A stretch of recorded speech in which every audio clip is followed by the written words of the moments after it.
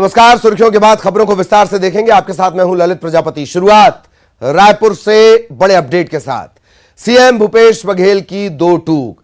हड़ताली अधिकारियों और कर्मचारियों को उन्होंने दो टूक कहा है कि कितने दिनों तक हड़ताल करेंगे कर्मचारी। पहले हड़ताल समाप्त करें और फिर उनसे मुलाकात होगी। उन्होंने यह भी कहा कि पिछली बार मुझसे मिलकर गए और फिर हड़ताल पर चले गए।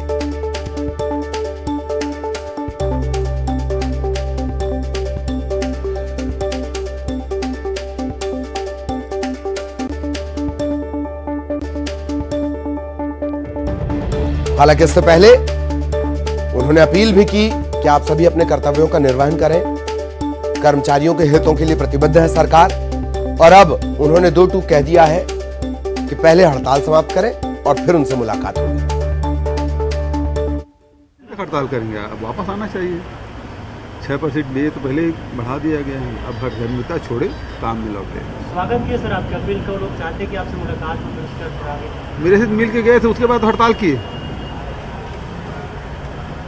पहले मिले तो मैंने कहा 6% डे देंगे तो सब काम में लौट गए। फिर दूसरा ग्रुप आया तो मैंने कहा चलो काम में लौटो। मेरे से मिल के हड़ताल में गए, तब काम में लौटे, उसके बाद मिल लूँगा, मुझे तकलीफ थोड़ी है, लेकिन काम में लौटे तो पहले। अजी बिल्कुल होगी, जो लौट जाएंगे उसके खिलाफ कार्रवाई नहीं होगी। जो आदेश है तो वो तो है, 1-2 तारीख तक के ज्वाइन कर लेते हैं तो उसमें कोई बात नहीं तो उसके बाद तो सर्विस ब्रेक भी होगा और तनख्वाह काटने की भी कार्रवाई होगी।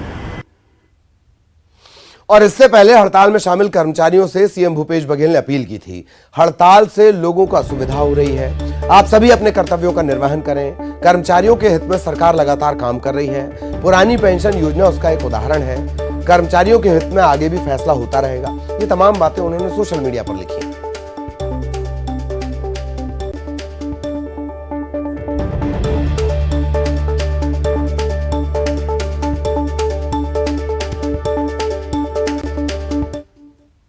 तो यह अपील उन्होंने की और उसके बाद उनसे जब सवाल किया गया, अवधेश हमारे साथ जुड़ने वाले, अवधेश के पास हम आपको लिए चलेंगे। इसके बाद जब उनसे सवाल किया गया तो उन्होंने कहा कि पहले हड़ताल खत्म करो और उसके बाद फिर मुझसे मुलाकात होगी।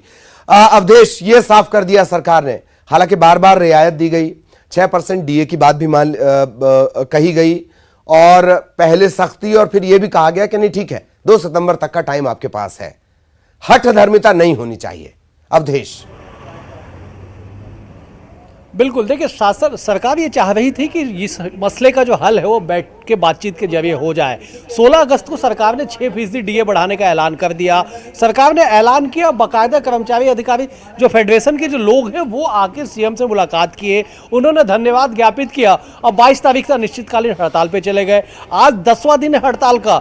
इस बीच में मुख्य सचिव से भी बातचीत हुई और मुख्यमंत्री से जब टाइम मांगा गया तो मुख्यमंत्री ने सीधे तौर पर टाइम देने से इनकार कर दिया। और आज जब उनसे सवाल पूछा गया और आज के सवाल से पहले सामान्य प्रशासन ने आदेश जारी किया, सीधे तौर पे कहा कि वेतन की कटौती की जाएगी, लेकिन बाद में फिर से उस आदेश में संशोधन किया गया और कह दिया गया कि 1-2 सितंबर तक आप ज्वाइन कर लीजिए और जो 1-2 सितंबर तक ज्वाइन कर लेंगे उनके खिलाफ कार्रवाई नहीं की जाएगी, अन्यथा दूसरे पे कार्रवाई की जाएगी। उसके बाद इतना ही नहीं, मुख्यमंत्री ने बाकायदा ट्वीट करके अपील भी की कि आप लोकहित को ध्यान में रखते हुए अपने कर्तव्यों का निर्वहन कीजिए। आज जब मुख्यमंत्री लौटे तो उनसे सीधे तौर पर पूछा गया कि इस मसले पर आगे क्या होगा, तो उन्होंने साफ तौर पे कहा कि पिछली बार जब वो मुझसे मिलके गए उसके बाद उन्होंने हड़ताल कर दिया, जबकि 6% डीए जो है सरकार ने बढ़ाया था।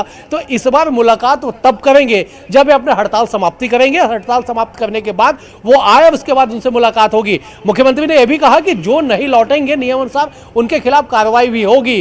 तो कुल मिला के कि शासन ने अपना रुख साफ कर दिया है। मुख्यमंत्री ने सीधे तौर पर कह दिया है कि आप पहले हड़ताल समाप्त कीजिए, उसके बाद मुझसे मुलाकात होगी, क्योंकि पिछले बार का अनुभव जो है वो बेहद ही खराब रहा कि मुख्यमंत्री से मिलने के बाद 22 तारीख से अनिश्चितकालीन हड़ताल जो थी वो हो गई थी। चलिए बहुत बहुत शुक्रिया आपका अवधेश, इस तमाम जानकारी के लिए। विस्तार से अवधेश जानकारी दे रहे हैं। लेकिन एक और जो मामला है वो इससे जुड़ा हुआ है, वो भी बड़ा अपडेट है। दरअसल कल कर्मचारी फेडरेशन की एक महत्वपूर्ण बैठक होनी है। अधिकारी कर्मचारियों की फेडरेशन ने एक बैठक बुलाई है। कल दोपहर 2 बजे फेडरेशन के दफ्तर में बैठक होगी। आगे के आंदोलन को लेकर इसमें फैसला लिया जाएगा। और अब इन सबके बीच एक और बात जो अभी आपने सुना, मुख्यमंत्री ने कहा कि पहले हड़ताल समाप्त कीजिए और उसके बाद फिर बात होगी।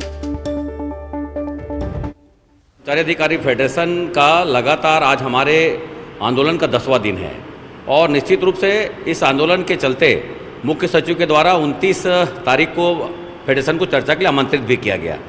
तो एक तरफ चर्चा के लिए आमंत्रित किया गया, उसके बाद में फिर 29 तारीख को एक पत्र जारी हुआ शासन का जीएडी की तरफ से कि कर्मचारियों को पर एस्मा की कार्रवाई की जाएगी, उसके छुट्टी की कटौती की जाएगी। और तो और हमारे पिछले 5 दिवस का जो हड़ताल था 25 जुलाई से लेके 29 जुलाई तक का, उसका भी उसने हवाला दिया। तो हमने इस बात को लेकर फिर शासन के जिस माध्यम से हमारे मुख्य सचिव की चर्चा हुई थी उन तक हमने बात पहुंचाई। तो उसके तत्काल बाद अवकाश के दिन में 30 तारीख को इसके संबंध में फिर पत्र जारी हुआ और ये बात अभी जो कही जा रही है कि 1 तारीख या फिर 2 तारीख तक कर्मचारी हड़ताल पर लौटे तो तमाम जो हड़ताल की अवधि का है उसको फिर न वेतन कटौती की जाएगी, न कोई कार्रवाई होगी और वेतन का भी भुगतान किया जाएगा। निश्चित रूप से छत्तीसगढ़ कर्मचारी अधिकारी फेडरेशन अपनी 2 सूत्री मांग को लेकर लगातार जो आंदोलनरत है, प्रदेश के 5 लाख कर्मचारी पूरे प्रदेश के तमाम जिला मुख्यालयों ब्लॉक तहसील जो आंदोलन पर हैं वो आंदोलन पर रहेंगे जब तक हमारी अंतिम हमारे फेडरेशन का बैठक में कोई निर्णय तय नहीं होगा या मुख्यमंत्री के साथ में कोई वार्ता नहीं होती है। और ये भी जानकारी कि मुख्य सचिव के द्वारा मुख्यमंत्री से चर्चा की बात कही गई है, उसके बाद ही कर्मचारी हड़ताल से आने वाले समय में इसके बाद निर्णय हम ले पाएंगे। लेकिन कल ही एक और बड़ी चुनौती, रायपुर से एक और बड़ा अपडेट, संयुक्त अनियमित कर्मचारियों ने भी हड़ताल का ऐलान कर दिया है। आंदोलन का ऐलान इन्होंने किया है कलम बंद काम बंद आंदोलन। सभी विभागों के कर्मचारी इस आंदोलन में शामिल होंगे और नियमितीकरण की मांग को लेकर यह पूरा आंदोलन होना है कल से। छत्तीसगढ़िया सरकार से जम्मू 5 लाख अनियमित कर्मचारी संविदा दैनिक वेतनभोगी अंशकालीन श्रमिक दर के अस्थायी श्रमिक मन इकट्ठा होके संवेदनशील छत्तीसगढ़िया सरकार के तिरन आप मांग लेके जाथन कि आपके जो वादा रही 10 दिन में नियमितीकरण करे के तेल ला आप नियमित कराओ।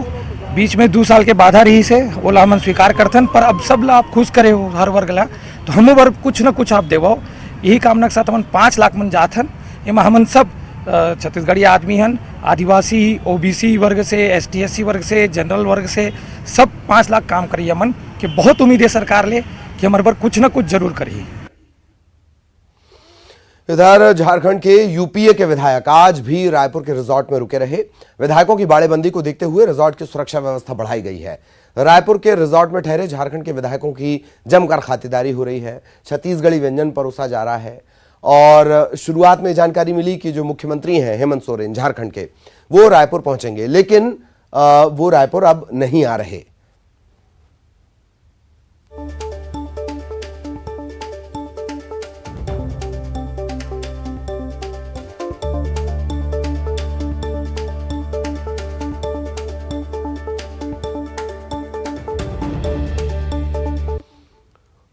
और इन सब के बीच बड़ा अपडेट यह भी हुआ कि इस सियासी संकट के बीच झारखंड के 4 मंत्री जो रायपुर में रुके हुए थे वो रांची के लिए रवाना हो गए। मंत्री सत्यानंद भोक्ता वो रांची से पहले रायपुर आए और फिर रायपुर से इन तमाम मंत्रियों को लेकर वापस रांची रवाना हो गए और कुल 5 मंत्री मतलब रवाना हो गए। मंत्री आलमगीर आलम, बन्ना गुप्ता, रामेश्वर उरांव, बादल पत्रलेख। आलमगीर आलम ने कहा कि सरकार अभी अपना काम कर रही है, कल कैबिनेट की बैठक होनी है, सभी शामिल होंगे। बीजेपी पर निशाना साधा, मध्य प्रदेश, कर्नाटक, गोवा का एग्जाम्पल दिया और यह भी कहा कि यही कोशिश बीजेपी झारखंड में करना चाहती है। हमारे साथ जो है सीएलपी भी हैं, जी सर क्या कहेंगे? देखिए आज जो है झारखंड सरकार अपना काम कर रही है जी, और हम लोग काम में आज भी हम लोग दिशा निर्देश दिए हैं अपना विभाग को। कल हमारा कैबिनेट है, हम कैबिनेट में जा रहे हैं। रायपुर आने की क्या वजह है? तो रायपुर आने की वजह अगर बोला जाए तो ये प्रचार माध्यम से ही हम लोग को रायपुर लाने की काम किया है। आप लोगों ने देखे विगत दिनों में, चाहे मध्य प्रदेश हो, चाहे महाराष्ट्र हो, कर्नाटक हो, गोवा हो, आप लोग जो है किस तरह भारतीय जनता पार्टी या जो भी कर रहे हैं। और आपके समाचार के माध्यम से हम लोग का ये हुआ कि हमारे माननीय मुख्यमंत्री को डिस्क्वालीफाई कर दिया गया, जब अभी तक गवर्नर ने या क्या बोले इलेक्शन कमीशन ने कुछ नहीं बोला गया। तो ये जो अफवाहें जो आता है प्रचार में हम लोग को सतर्क रहना पड़ता है। हम लोग सतर्क नहीं, डर कहाँ है? डर है तो डर अगर होता, अरे ये तो पूरे हिंदुस्तान में हो रहा है, ये कोई आप भी लोग जानते हैं, इसको बोलने की क्या है? झारखंड में मचे सियासी बवाल के बाद झारखंड के 5 मंत्री छत्तीसगढ़ से रांची वापस लौट गए हैं स्पेशल प्लेन से। भोक्ता जो सत्यानंद भोक्ता जो मंत्री थे वो यहाँ पे आए हुए थे और 4 मंत्रियों को लेके अपने साथ वो रवाना हो गए। दरअसल कल झारखंड में कैबिनेट की बैठक होनी है। कैबिनेट की बैठक में आगे का जो निर्णय है वो लिया जाएगा, लेकिन सियासी बवाल इतना कि 4 मंत्रियों को रायपुर से वापस रांची जाना पड़ा। और सियासी बवाल के लेके जो सवाल जवाब हुए वो भी ये कि हॉर्स ट्रेडिंग का जो भय है वो मंत्रियों तक को सता रहा है। उन्होंने साफ तौर पे कहा कि सियासी उन्हें हॉर्स ट्रेडिंग का भय है। जिस तरह से सियासी उठापटक, सियासी गुणागणित वहां पे किया जा रहा है उससे उनको नुकसान हो सकता है और यही वजह है कि वो झारखंड से रायपुर में आकर शरण लिए हुए हैं। बहरहाल उन्होंने कहा कि वापस आएंगे, वापस आके फिर आगे निर्णय होगा। बहरहाल देखना होगा कि तमाम सियासी गतिविधियों का, सियासी उठापटक का निर्णय क्या होता है और झारखंड में जो सरकार संकट में है उस पर आगे क्या कुछ निर्णय आता है। कैमरा पर्सन रोहित श्रीवास्तव के साथ अवधेश मिश्रा, न्यूज़ 18 छत्तीसगढ़। तो इस वक्त सभी का ध्यान रायपुर पर टिका हुआ है। रायपुर के मेफेयर रिसोर्ट के इर्द गिर्द राजनीति जनता के द्वारा चुनी गई सरकार हो, ऐसी सरकार को अपदस्थ करना, जबरदस्ती लोकमत के विरोध में जाकर के और उसी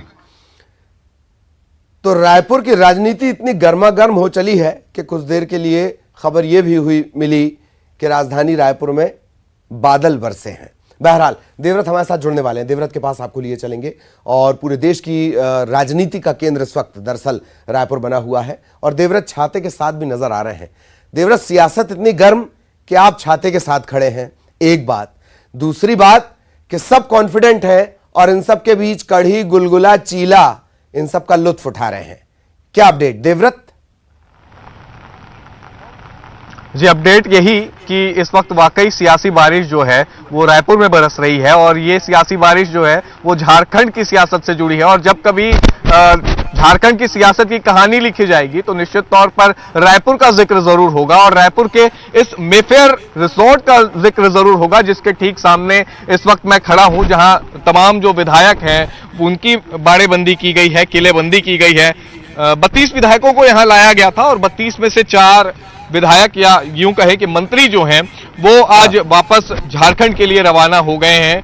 एक बकायदा सत्यानंद भोक्ता वहां से आते हैं, उनके साथ प्रदीप यादव भी आते हैं और वो दोनों नेताओं के साथ ये बताया गया कि 4 मंत्री जो हैं वो रवाना हो गए। हालांकि प्रदीप यादव अभी इस वक्त यहाँ रुके हुए हैं, उनकी एयरपोर्ट से वापसी हुई है और बताया ये जा रहा है कि वो भी अब भीतर गए हैं। रही बात खातिरदारी की, तो खातिरदारी में छत्तीसगढ़ कहीं भी पीछे नहीं है, चाहे वो विधायकों की बात हो या छत्तीसगढ़ में आने वाले अतिथियों की बात। और छत्तीसगढ़ सरकार के लिए निश्चित तौर पे झारखंड के जो विधायक आए हैं वो अभी अतिथि देवो भव की भूमिका में इस वक्त छत्तीसगढ़ सरकार यहाँ पे दिखाई दे रही है और तमाम तरह के व्यंजन ये जो है वो परोसे जा रहे हैं झारखंड के विधायकों को।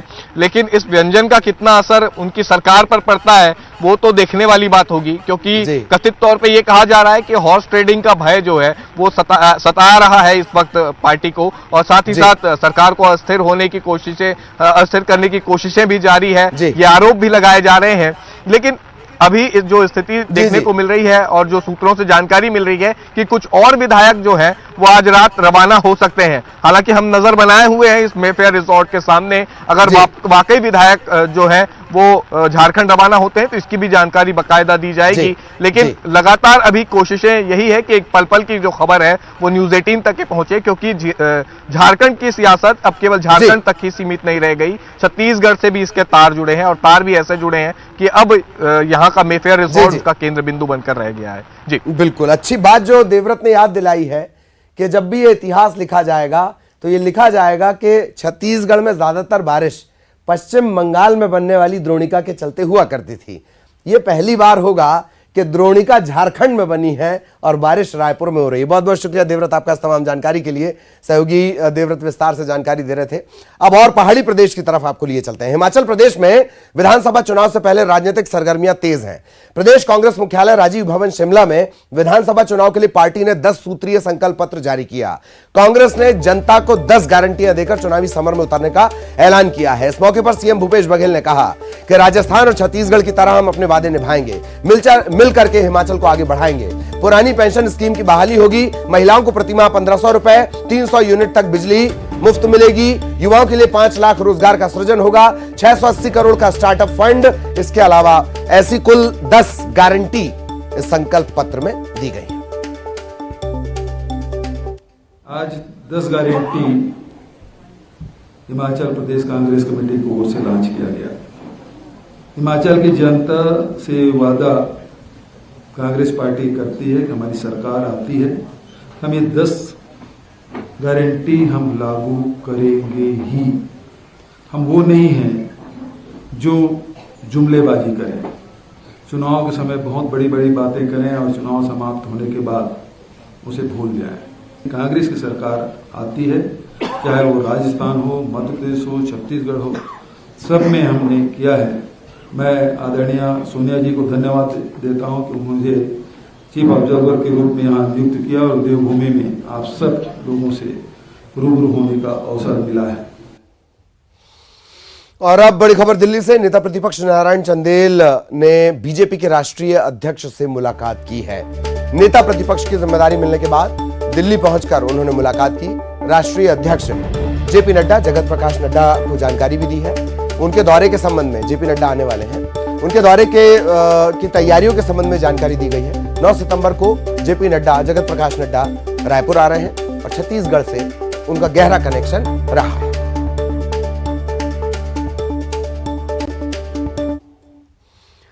छत्तीसगढ़ सरकार लगातार केंद्र पर आरोप लगाती है कि केंद्र सरकार प्रदेश की योजनाओं के लिए राज्य का हिस्सा या अंश नहीं देती है। इस मामले को लेकर बीजेपी ने प्रेस काउंसिल ऑफ इंडिया में शिकायत की है। मुख्य प्रवक्ता अजय चंद्राकर ने शिकायत की, यह कहा कि केंद्र द्वारा राज्यांश नहीं देने की खबर गलत है।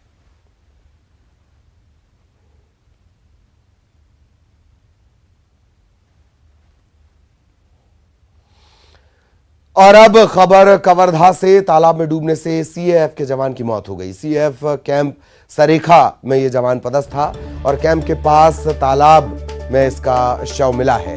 इसका नाम खेमराज सोनवानी है। कोतवाली थाने के भुरमदेव रोड का ये पूरा मामला है।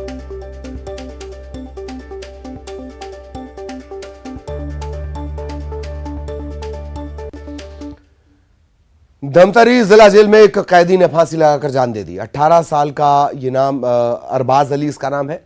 मार्च महीने से आर्म्स एक्ट के तहत इसे जेल में बंद किया गया था और आज सुबह तकरीबन 3 बजे बैरक के अंदर खिड़की में फंदा लगाकर ये झूल गया। ये पूरी घटना जेल में लगे सीसीटीवी में कैद हुई है। सुबह जेल स्टाफ को इस घटना की जानकारी मिली और मृतक पहले भी एक बार जेल में आत्महत्या की कोशिश कर चुका था। फिलहाल बहुत ज्यादा स्थितियां साफ नहीं है। परिजनों का ये कहना है कि जेल में वो काफी परेशान रहता था। जेल में ऐसा बात है कि आपके भाई ने फांसी लगा लिया है, तो वही बात के लिए मैं अंदर गया था। मैंने फुटेज देखी जो पुलिस महोदय ने दिखाई, तो देखा मैंने कि रात 3 साढ़े 3 बजे लगभग उन्होंने अपने गले में फंदा डाला यही टॉयलेट में और अपने आप को मारने की कोशिश की और मार ली। खबर गरियाबंद से। फर्जी नक्सलियों के खिलाफ पुलिस ने बड़ी कार्रवाई की है। 6 फर्जी नक्सली गिरफ्तार किए गए हैं। ये नक्सली बनकर लूट की वारदात को अंजाम दिया करते थे। 5 लाख की फिरौती वसूलने का भी इन पर आरोप है। खास बात यह कि इस घटना का मास्टरमाइंड जो निकला है वो है आत्मसमर्पित नक्सली गौतम चक्रधारी। रायपुर के सड्डू और मोवा के फर्जी नक्सली गिरफ्तार किए गए हैं। एसपी के निर्देश पर यह कार्रवाई हुई है। छुरा थाना इलाके का यह पूरा मामला है।